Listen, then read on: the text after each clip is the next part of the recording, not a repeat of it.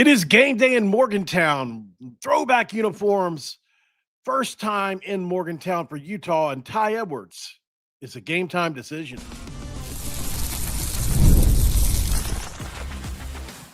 You are Locked On West Virginia, your daily podcast on the West Virginia Mountaineers, part of the Locked On Podcast Network, your team every day.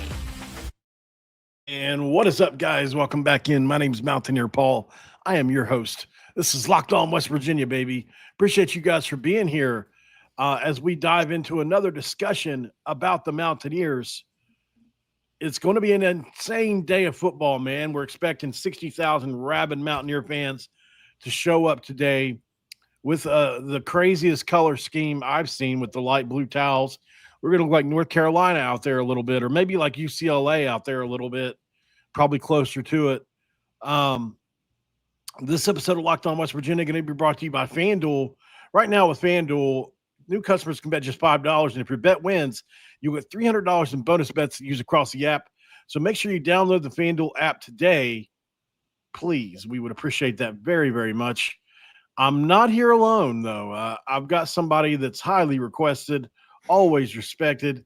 He's indubitable. He's indomitable. He's unstoppable. He's unstoppable, and all that kind of good jazz. Jackson Johnson, the man, the myth, the legend. What's up, Paul? How you doing today, good buddy? Doing good, man. This is a good day for football, isn't it? Yeah, it is. It's always a good day for college football, especially today with what we've got going on. It's a big day, obviously. How you feeling about the Crimson Tide today? I think we've got a pretty good chance against the Georgia Bulldogs. I mean, Georgia does not have a good history against us. I mean, the last time they beat us in Athens was in 2003, the dark ages of the internet where we didn't have YouTube or Instagram or Twitter. Right. Yeah, that was back in the day when you just could look things up, and that's it. So obviously, is it safe to say that both Georgia and Alabama are a step below where they usually are? That's fair. Yeah. Should be an interesting game. It's still the second biggest game of the day behind Penn State and Oregon. And to you, it's probably the biggest game of the day. Oh, I'll be flipping between both of them. I'll be watching Penn State, Oregon on my laptop, and I'll be watching Bama, Georgia on the TV. Of course. Just how you're supposed to be. But before we get to that, college football, we got games. We're gonna pick some games. We're gonna look at some games in the third segment. A couple things I want to talk about in this one, and I don't know if I can make a whole segment out of this one topic, but maybe I can. The injury report in general, so maybe we'll do that. Tye Edwards, I got somebody told me this morning, he's been trying to go all week. Hip pointer is a very, very nagging injury. This person wouldn't tell me whether he practiced or not. So, he just was like, listen, man, he was like, you're my guy. I'll tell you about what I got going on, but he's like, I don't want to talk about somebody else. I'm like, well, do you have anything? He's like, well, I know that it's a game time decision, and so that's, to me, that's at least newsworthy. I figure we can get on to talk about it because it is the single biggest part of this game. Now, the thing is hip pointer, is he going to be healthy enough to be effective? I don't know. Is he going to be able to run like he did at Pitt, where he just busted through the line? It didn't matter whether they were blocking well or not.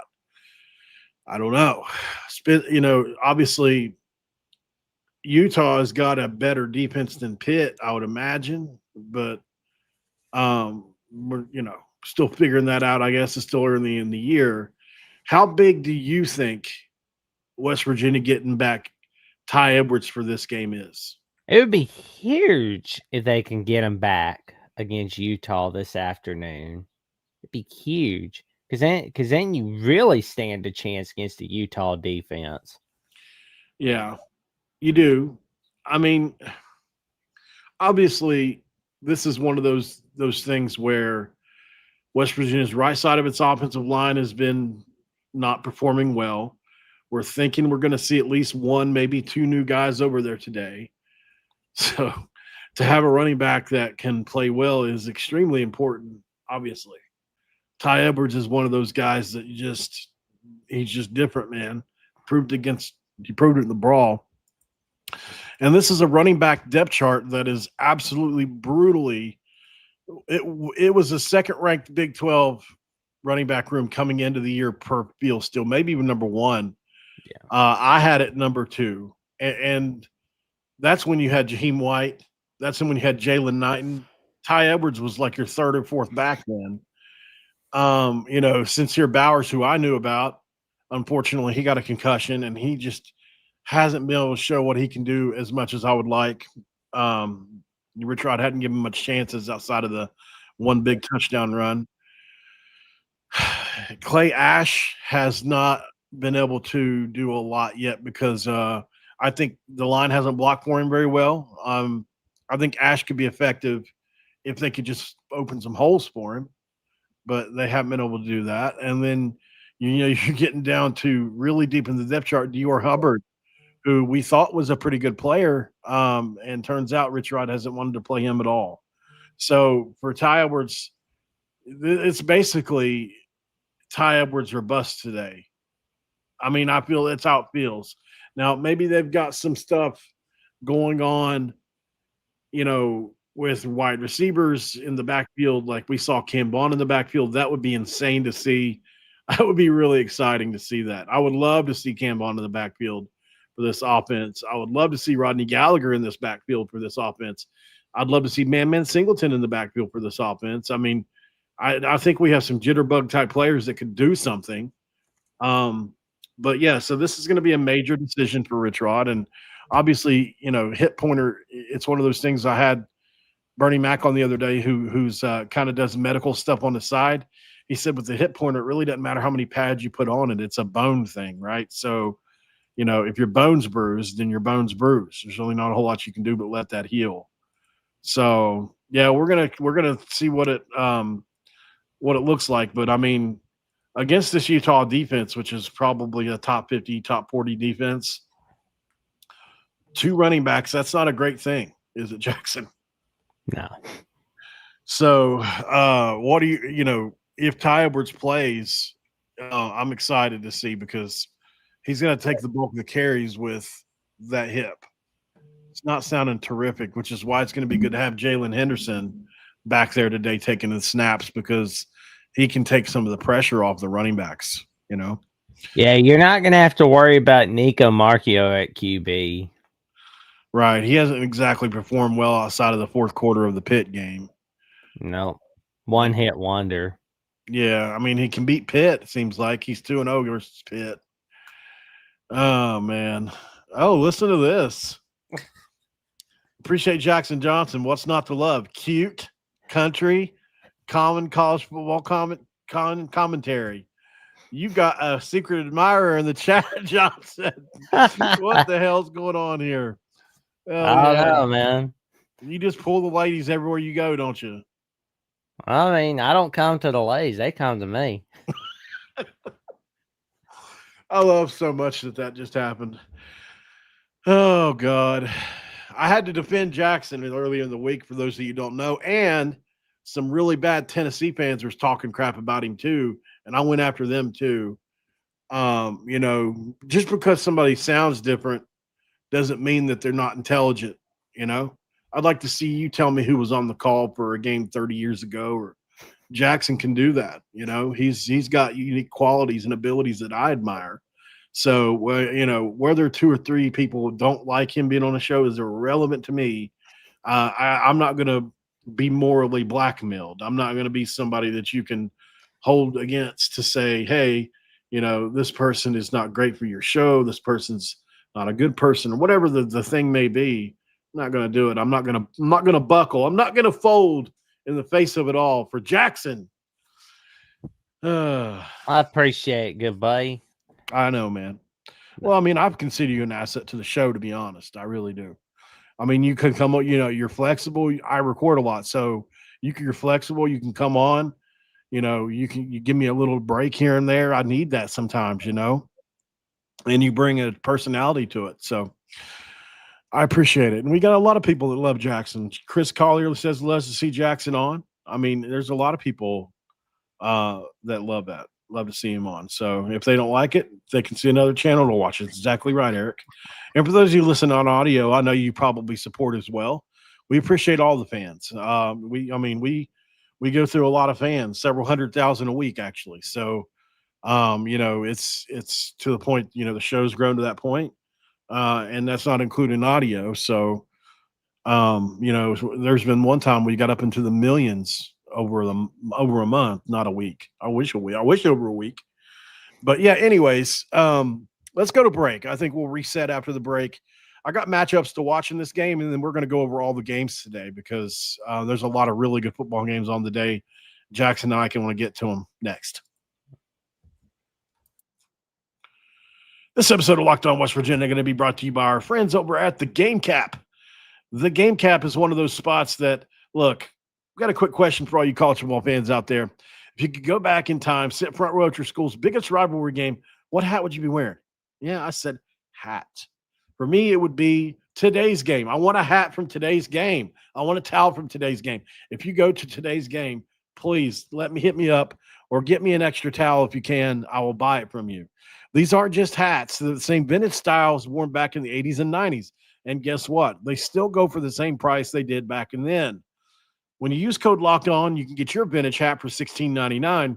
Head to gamecaps.com. That's thegamecaps.com to grab your team's classic bar or retro circle style design and use code Locked On for an exclusive discount because legends like Jackson, they wear the game.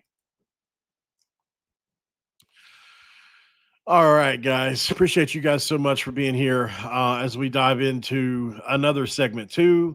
And of course, what comes with segment 2? Let's crack a do, baby. Segment 2, crack a do. I think you know what we'll show. We'll show Mountain Dew Man for a minute here while I take a drink of dew. Oh, he's ready to blast off. Yeah. Yeah, this is me with Mountain Dew cans tied to me. Blasted off. It's even got my logo on his shirt. Oh, there you go. If anything, you're going to get corny jokes here. All right, so this is an interesting game. Do you have any thoughts on? Obviously, you've watched West Virginia the last few weeks. The offense has been pretty bad. Yeah. What does a mobile quarterback do? And then what have been your thoughts on the West Virginia defense overall this year?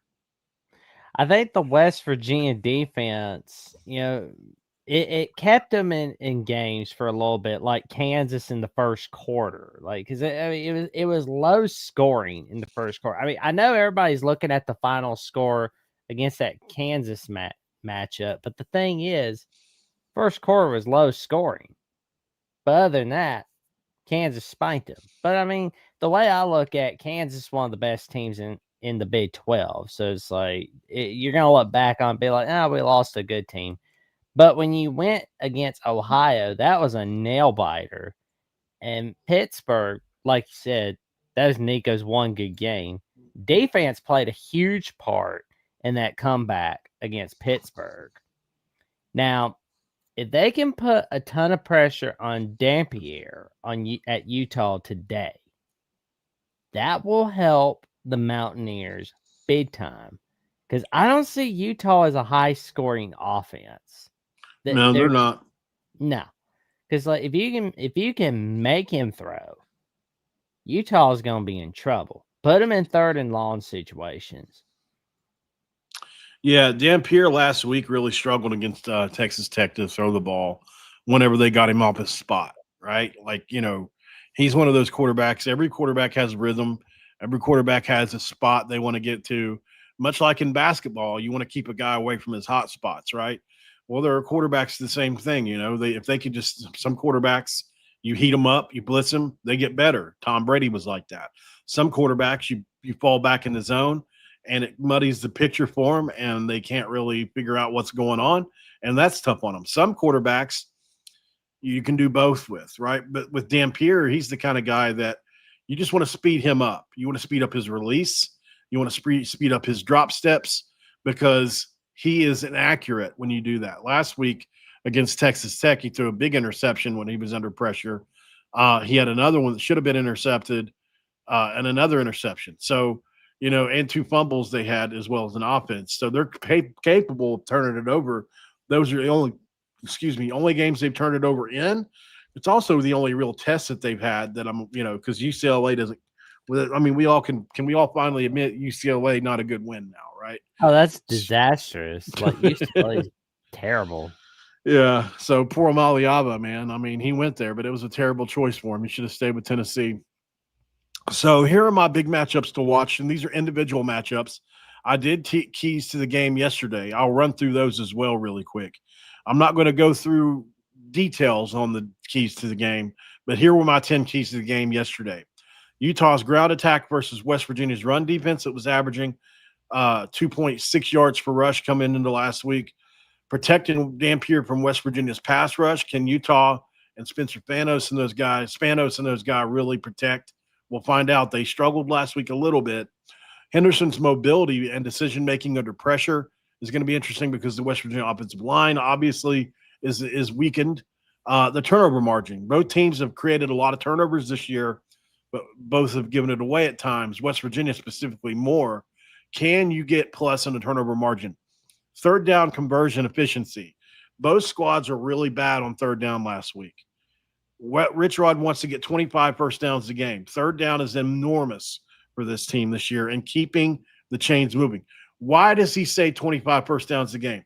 Because if he gets 25 first downs a game, that means the defense is on the field for 80, 90, 100 snaps, and we're going to be able to impose our will in the fourth quarter if that happens. Red zone execution. 100% meets 100%. Both offenses are 100% in the red zone this year. Unfortunately, West Virginia didn't get into the red zone very much last week, but they were 10 for 10 coming into the game. Same thing for Utah. Number 7, discipline and penalties in the rowdy road environment. This is going to be an insane environment for Utah to walk into. 60,000 fans. They're going to have blue towels waving everywhere, light blue towels for the first time in the history of our school, since most of us have been alive anyway. Maybe they did in 1965. I'm not sure. Special teams and field position, to Jackson Johnson's credit, I got this one from him, because what did you say about Utah's field goals? They had 1 of 4 field goals against Wyoming, and had it not been for that roughing the kicker penalty, they would have had a missed field goal against Texas Tech. Yeah. Oh, yeah. That's right. So put Utah in a position where they really have to kick field goals, and you're good to go. Like, forget the 30 yards, forget 40 yards. Make them have to kick a 52-yard field goal. Yeah, put them in real jeopardy. I like it. So, obviously, West Virginia and Texas Tech both gave up long returns last week. West Virginia gave up long returns to Kansas. Utah gave up long returns to Texas Tech. Both teams have special teams, things they had to fix. Who did it better? We'll find out. Number 9 out of 10 is Utah has two-way starters. Jackson Benny, Lander Barton, both start 2 ways. Jackson Benny caught a long touchdown pass last week and is one of the best safeties in all the conference. Not just saying that. He's like in the Fred Perry category. He's very good. So he's a legitimate 2-way player. Can West Virginia keep him in check? Jackson Benny, keep the name fresh on your tongue because he's a very, very good player. Explosive plays without the big mistake. Last week, both teams had chunk plays that were called back or had situations where they could have been explosive, but something happened. West Virginia had a play wide open last week, and it got batted down at the line of scrimmage. If you go back and look, it would have been a huge play. So can you make explosive plays without the big mistake? Sometimes it only takes one to open up that leaky faucet. All right, 5 key matchups for Utah and West Virginia today, 3:30, September 27th in Morgantown, West Virginia, wearing the throwback uniforms, Jackson. Have you got to see them yet? Oh, I saw them. They were the 1965 throwback uniforms. Like that, they look amazing on the Mountaineers. They do, don't they? They really look good. It's still gold and blue, right? I think that's probably where I'm just guessing. I haven't really looked into it. Maybe I should know this, and maybe I should, but I'm assuming that's where the old gold and blue comes from. Is those colors are literally gold helmet, dark blue. Oh man, like You know, they're amazing. Like, may I show them? Let me see. Throwback uniforms. Here we go. you want to show them the West Virginia uniforms? Absolutely, I'd love to show the West Virginia Yeah, uniforms. just put it in here and I'll share it. Here we go. Here we go. And Yep, on the West Virginia website. Here we go. Yeah, those are beautiful, man. You'll have to scroll. Yeah, and there's that old school logo as well. The light powder blue state of West Virginia with a navy in yellow shaded wet WVU over a gold helmet. Similar to what Notre Dame does, kind of helmet. It's similar. It's not exactly the same. It's not quite as shiny. Go up to the top. Let me see that helmet again, the one for today. Up more. Does it show the helmet up there? Yeah. So this helmet's obviously a modernized version of it. It's got a blue navy stripe down the center of the helmet. It's got 1965 and the state of West Virginia. On the front, it's got very gold. I mean, it's as gold as you can get, really. I mean, it's almost bronze-ish looking. Maybe bronze is the wrong color I'm looking for. I don't know. What color would you say that is? Oh, it's gold. I mean, it's gold, but it's not the kind of gold like Notre Dame has. It's a little bit different. Well, it doesn't need to hue. be. That's the way I look at it. No, you're correct. It doesn't need to be, right. And then over a very navy blue jersey. I mean, we're literally like Navy's color, navy. So, yeah, they're beautiful. They're different. And I wouldn't mind seeing the opposite of these, honestly. I would love to see the opposite of these. I would love to see the gold, maybe with a powder blue helmet. Ooh. That would be sick. There we go. All right, 5 matchups, and then we'll look over some college football games. So, all right, let me get back to my list. So 5 key matchups for West Virginia and Utah is Jamori Robinson versus Logan Spencer Fano.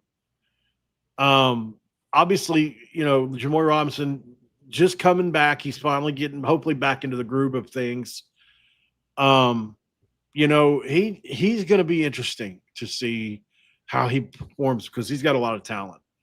So that's going to be an interesting matchup. And obviously, Fano's allowed no sacks. So, it's an elite edge rusher. It's also an elite pass rusher or pass protector. Michael Coates Jr. versus Ryan Davis, the wide receiver from Utah.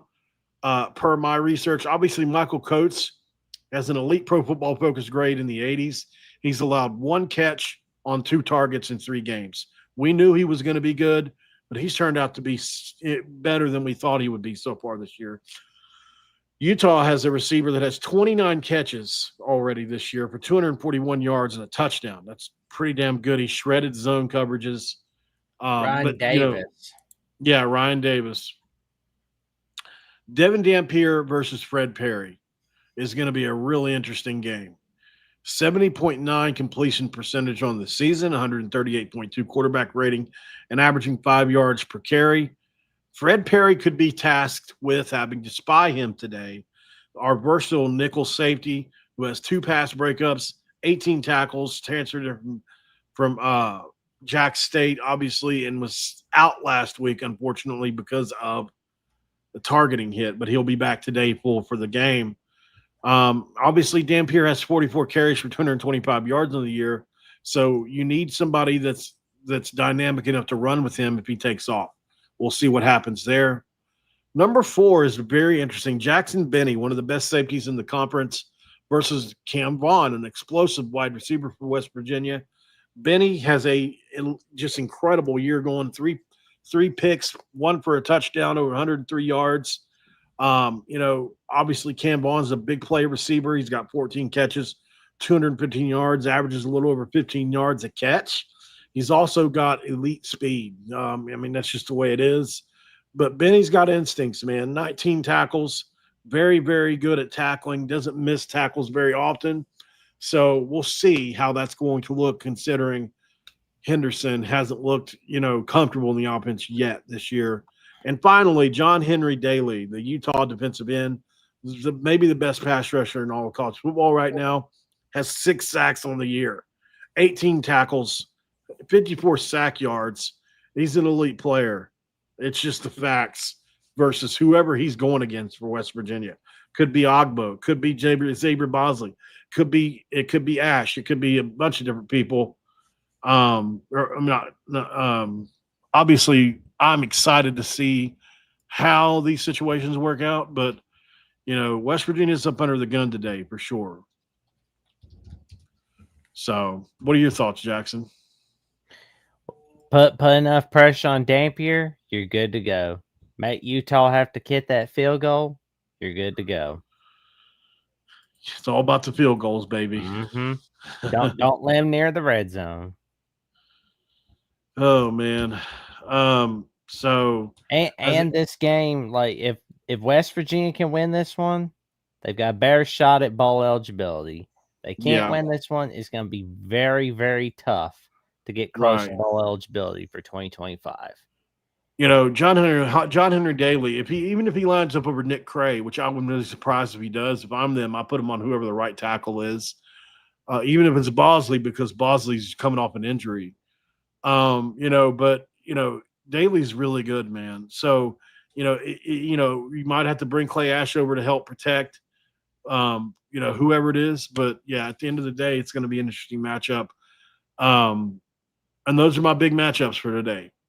At the end, keys to the game are West Virginia needs to get 25 or more first downs, like Rich Rod says. I think you're going to have to get a couple turnovers in this game to really have a chance to win. Your offense is going to need a couple extra cracks at it. And I'll say Utah, you have to keep their run game in check. Got to. And obviously our offense has got to score a couple touchdowns, at least 3, I would imagine, to have a real shot, unless Utah just goes off, which is totally possible, man. So as you guys know, I picked West Virginia in this game 23-20. I'm sticking with that. I'm counting on our defense to step up today in a hostile environment for Utah and keep them in check. Maybe force a couple turnovers and just have a great day. Zach Alley's going to have a great plan. And so if Utah wins, it's going to be simply because their Jimmies and Joes are better than our Jimmies and Joes. We're going to break here. On the other side of it, we're going to look at college football games for the day and have a good time picking them with Jackson Johnson. And this episode of Locked On West Virginia is also brought to you by our friends over at FanDuel. Right now with FanDuel, it's pretty simple, man. They've got you with a can't-miss offer. And let me just tell you, the NFL season is here. FanDuel is making sure you're ready for kickoff. Right now, new customers can bet just $5, and if you win, not only will you holler, you'll get $300 in bonus bets to use across the app. It's quick, it's easy, and it's the best way to add a little more energy and synergy to your Sundays. So are you ready to play? Download the FanDuel app by using FanDuel.com to get started. That's FanDuel.com to place your first $5 bet. And, of course, we can't forget about our other friends. We have more than one friends, duh. Square College. Listen, your favorite neighborhood spots run on Square. We all know this. And there are certain businesses that truly make the neighborhood feel like home. Whether it's the local sports bar packed on game days, the coffee shop that knows your order by heart, or the corner deli that's been serving your community for decades. These are the places that bring people together. When neighborhood businesses thrive, the whole neighborhood thrives, of course. And these are local spots that we're going to make the neighborhood feel like home. And so many of them run on Square. As a matter of fact, they're a proud partner of more than 4 million neighborhood businesses around the world. You can go to square.com/go/lockedoncollege to learn more. But before you do, please go support your favorite neighborhood spot. You'll be happy you did. Do it today with Square. See you in the neighborhood. See you at the movies. Please like the video, guys. Thank you, Raven, for being in the chat and reminding folks to like the live. Subscribe if you're new around here. We're close to 6K. We're trying to get there before the season ends. and absolutely, positively, absolutely share the video out when you get time. We very much appreciate that. Other than that, Jackson Johnson, it's your cue. Oh, there we go. Got some ball games today. Oh wow, Georgia Tech's leading 3-0. Illinois leading 7-0 against USC right now. Good grief. Yeah, give us the updates. And Pittsburgh, I always tell my buddy Austin, who's a Louisville guy, that Pittsburgh is where dreams go to die. And right now, dreams could be dying for Louisville right now as they're losing 10-0 in the first quarter. On TNT, we've got Kansas tied at 7-7 apiece with Cincy. 0-0 game between Central Florida and Kansas State. And Vandy does not start for another 14 minutes, so we don't worry about Vandy, Utah State. Like, you know who's going to win that one. I seen somebody on Vandy post yesterday. Does Utah State even have – what did he say? Where is Utah State Twitter even at? Because he couldn't find anybody on Utah State to talk shit to. No. Because they didn't have anybody on X. So. Oh, man. Well, we still got some games coming up with Ohio State, Washington on CBS. What a game that's going to be. Obviously, Jed Fish, I still question. Obviously, I mean, there's no doubt Washington is a better program than Arizona. But, man, they had that program rolling, didn't they, Jackson, at Arizona before he left? What are your thoughts on this game? I mean – for me, I'm just talking about for me now, Ohio State hasn't looked all that great this year overall. I mean, they beat Texas. That was a great win. I'll give you that. They destroyed Grambling.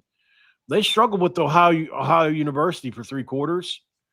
This is their first real test. What do you think? What are you expecting from the Suckeyes today? Well, I expect that somebody is going to be trailing for the first time this season because, before today, Ohio State, Washington are basically 2 of the 8 teams in college football who have not trailed throughout this season. I mean, interesting. Jeremiah Smith is probably the best receiver in the country. I'll give you that. Oh, he's a bullfrog, man. I can tell you that right now. Jeremiah was a bullfrog. Down. That's where you got that, isn't it? Yeah. Goofball. And probably from Chris Berman. Huh? And probably from Chris Berman. Chris Berman. You are a big Berman fan, aren't you? Who wouldn't be? Who wouldn't? I mean, he's pretty much one great. of the main reasons why I pay for the whoop. Plus. How does he do it? Whop. What? The Raiders. Oh, my voice. I need some Mountain Dew to lubricate myself here. That sounds really bad. Oh man. Somebody, editor, cut that out.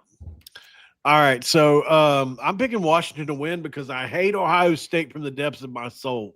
Literally same level of hatred I have towards Pitt for them. It's that bad.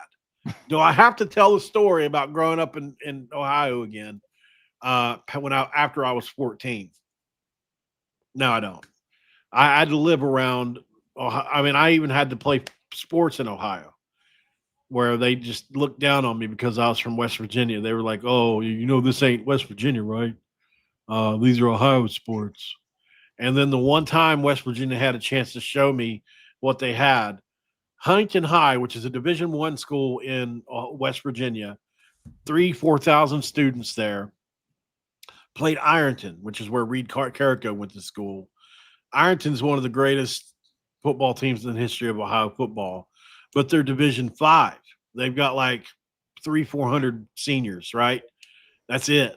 Like the whole place might be 900 people, maybe 1,000. Like it's a very small school comparatively by 3 or 4 times. And they went down there to Huntington High and just absolutely stomped their guts totally out.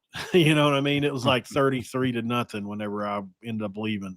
I was down there to talk crap to everybody, and then they lost. So, yeah, anyways, I've always had to hear, Even every time I've ever tried to bring up West Virginia around Ohio people, man, they just want to bring up the suck guys. Or Ohio stank, as I call them. There you go. For more on the Mountaineer Paul Ohio State backstory, check out Drama Utah caught cheating ahead of its matchup with West Virginia on Wednesday's edition of Locked On West Virginia. Your team every day. Of course you remember that. Of course you remember that. What's that. wrong with you? You were. All right, so give me the next game. Well, we've got the Magnolia Bowl between the LSU Tigers and the Ole Miss Rebels, and Sean McDonough is calling this game for a second straight year. Yeah, and did you see where Lane Kiffin's daughter is now dating the starting middle linebacker for LSU? Oh yeah, that I could see that having a little bit of an impact. Did you see what Lane Kiffin said about it? Oh no, I haven't. But he posted a picture of them together, and he said, "Take the over."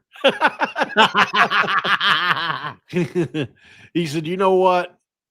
The Kiffin house is in shambles right now. Take the over in the football game. We're going straight to the moon on the score." Oh God, he had 18 tackles versus him last year. Her boyfriend, LSU. Oh, he had 18 tackles versus Ole Miss last year, and then now she's dating him. Oh, funny. Can't you get 10 tackles from me? Yeah. Yeah. Oh, God. But in all seriousness, that LSU defense has just been humongous this season. And the Ole Miss offense with Trinidad, oh, my God. Please don't tell me. You know what my gripe is about that, don't you? Yep. Tell everybody what my gripe is. Oh, man. It was about where he thought he was going West Virginia, but then it was like, nah, I'm going to go to Ole Miss instead. Well, I mean, he would have went to West Virginia if we would have just called him. Yep. That's all we had to do was call him, man. Do I have to show the screenshots again? I don't want to. I don't want to. We don't have to. That's for another episode. Yeah. I'll go Ole Miss in this game. I'm gonna take the Fighting Lane Kiffins. Oh yeah, Sean McDonough is gonna throw out the puberty voice when Trinidad throws the game-winning touchdown in a 35-31 victory. Nice. 35-31. I'll take it. Taking the over. There you go. What we got next? Oh, Texas A&M Auburn. Yeah, Texas A&M's looked really good this year. Auburn's got a good team. I mean, I wouldn't want to play Auburn, but do I think Jackson? You guys same first name, don't you? Yeah. Jackson Arnold, Jackson Johnson's the starting quarterback for Auburn. It's just like that's your ultimate enemy team. But no, in all seriousness, you can't go with Auburn here. I mean, I don't think. I'm going with Texas A&M. I want him to win for my boss, Zach, to have something to talk about, but it's a tough game. Mike Elko has this thing rocking and rolling. Colin Klein is absolutely crushing it from the OC spot. So they've got the whole offensive defense synergy thing going on. Texas A&M could be a real playoff contender. So we'll have to continue to monitor that one because, I mean, they just got a ton of talent all over the field and they got the money to do it. But yeah, give me the Aggies. Oh, there you go. The Fighting Jimbo Fishers. Oh, I think Elko's getting that Jimbo Fisher attitude out of there, and I'm loving it. Yeah. And we're gonna have Penn State, Oregon on NBC tonight. So. Yeah, that's an insane game there, man. Obviously, at the end, it's going to be a whiteout, I'm sure. Which is literally, it's a bucket list I would love to go see because it's one of those things where the whiteout is supposed to be the toughest atmosphere, maybe in all college football. It's like whiteout, Death Valley at night.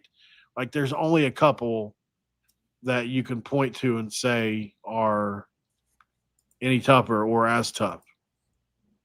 As far as Oregon goes, they have absolutely decimated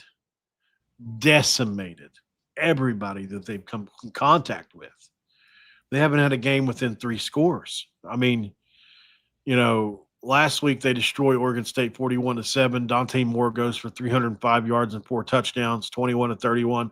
Dante Moore, what a pickup for them he's been. Gary Bryant Jr. crushing it. Yeah, I mean, it's hard for me to pick against Oregon in this one, even though it's a really tough game on the road. We're going to find out exactly just what Penn State's all about this week, I feel like. I think Oregon's the best team in America. I'm picking them on the road. I'm picking the Donald Ducks all the way. Yeah. They got they've just got it all.